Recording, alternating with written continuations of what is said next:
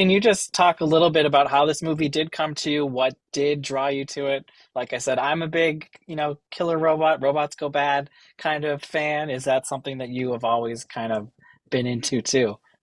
Yeah, I think in a broader term, I have always been excited about the idea of sci-fi, just as a genre.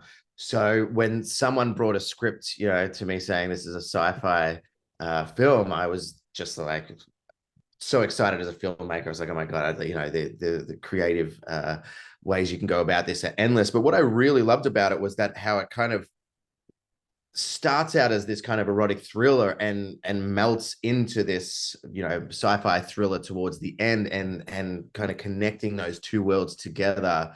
To me that was really exciting because it allowed us to focus on the story on a much more intimate level and seeing this world through the lens of this family. So for me that was really a really exciting kind of way into this story. And I thought April and Will did a great job with the script, and it just really excited me to kind of come on board and develop it further and see what we could do.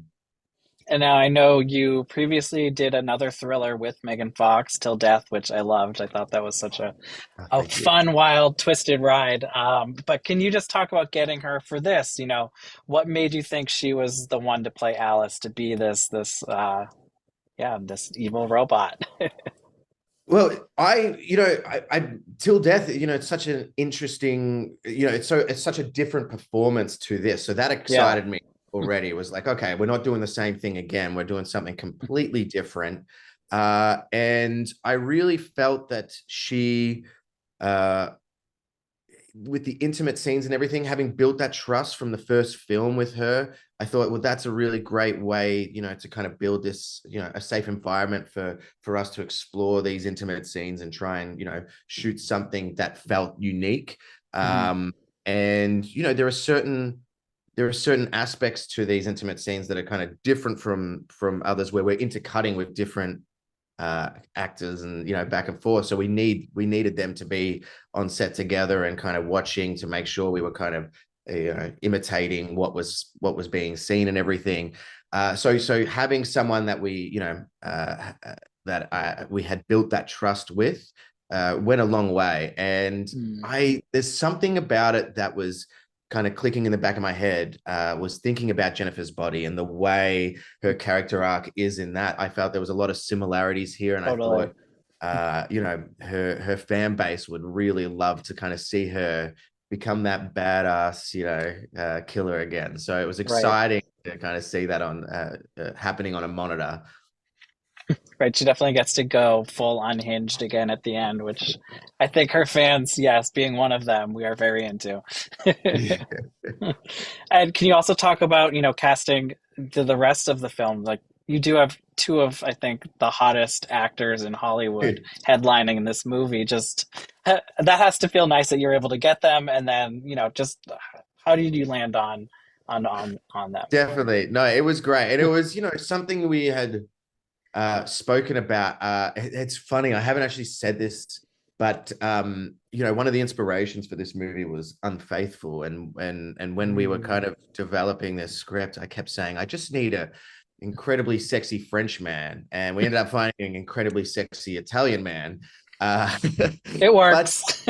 I, when I had my first discussion with him, the first thing I said to him was, "This is about a father. This role is about a father who's, really struggling to stay afloat. And I don't want you to come in and play this as sexy as possible and look as sexy as possible." And Michele, he was on the same page already. He totally agreed with me. And in fact, when he came on set, he said, "I don't want any makeup. I want to, I want every wrinkle and crease to come through the lens."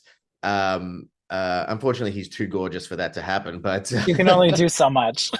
but something else that was interesting was we were kind of speeding up to the shooting date so quickly that we actually needed to cast Isla, the child, first because of all the safety protocols of having a child Mm. on set, all the paperwork and everything. So we ended up that was kind of scary, was to be like, we have to pick who the child is, and that was going to lock us in for who the mother and father was. And we were looking at the same time, but it was like, you've got 5 days to figure this out. And so that was really scary, but it was also freeing in a way because it allowed us to go, all right, who is the best child performer? Who is going to bring their A game on Mm. set? And Matilda Firth, she just nails it, and nailed it from the first audition.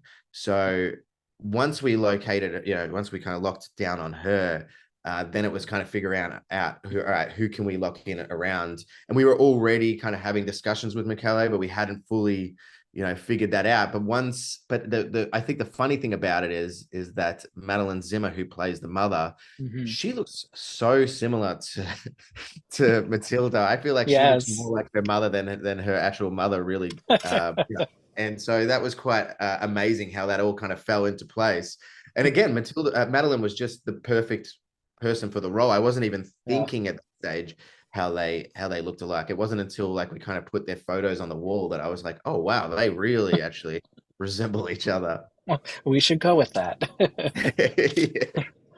And, can you talk a little bit about just coming up with how, Megan's performance for this, how you worked together to find those mannerisms, the way she was going to speak, just because I mean, she's a full on, it's a totally different character.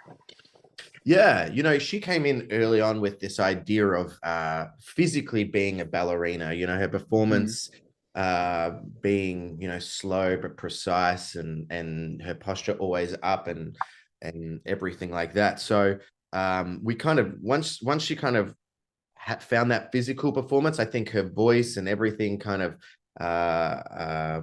fell in line with that. And it was really trying to figure out for me the the vital point was that we didn't go too robotic as we were approaching those intimate scenes because I thought Mm. those scenes could completely fall apart.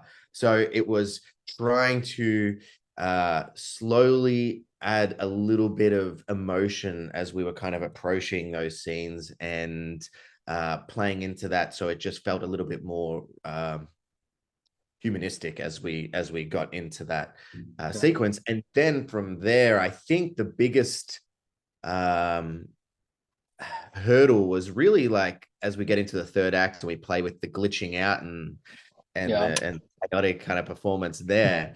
um and I think she had a lot of fun with kind of doing these like more glitching ones and then doing this kind of like really calm methodical performance with spoilers with something else. Hmm. um so that was exciting, and we kind of played, those glitching. We played it at different levels and different takes, and we're kind of like, all right, let's go bigger, let's go bigger. Now pull it in, let's try Yeah. this, that, and it was really a fun exploration in the editing room to see what we could do and how we could make those work. Mm. And you talk a little bit about these intimate scenes that the two leads do have. You know, when it comes to filming those, did you have intimacy coordinators or body doubles involved? Just what's it like working with the actors when it comes to filming those types of scenes? Yeah, we had intimacy coordinators on board, and I really loved it because you have to delve into it more into prep, and Yeah. I wanted to convey visually what we were going for very quickly. So I had actually treated it like an action sequence and storyboarded it all out. And the intimacy coordinators and the actors really loved that because they get a very strong idea of, okay, this is what we want, this is how it's going to happen. But what I really liked about the intimacy like coordinators within the prep of it all was they would ask questions that were story driven, like, okay, how aggressive is this intimate scene? How Mm. how sensual is it? Is there kissing? How, if there is kissing, is it kind of pashing or just pecking? And I don't know if these are Australian terms. I hope you understand what I'm Nope, I saying. gotcha. But but yeah, and it really got me thinking about these scenes from the story point of view, which I think is vital.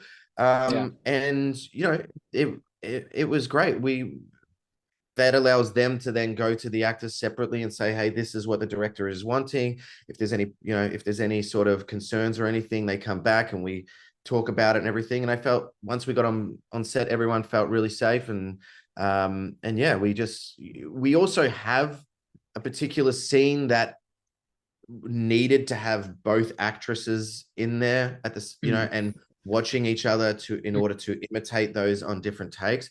So a lot of it was kind of scheduling these scenes further down the track so these actors could, build a rapport, build this relationships before you get on set and have to do stuff like this. So Yeah, for me, that is also a vital point, is making sure that it's not day one you're throwing him in the deep end with a scene like right. this. Well, a mission accomplished. Though I mean, the movie is a wild ride. It's a fun ride, and I think people are gonna have a lot of fun with it. So, thank you Thank you for so your much. I time really today. appreciate Have it. a great one.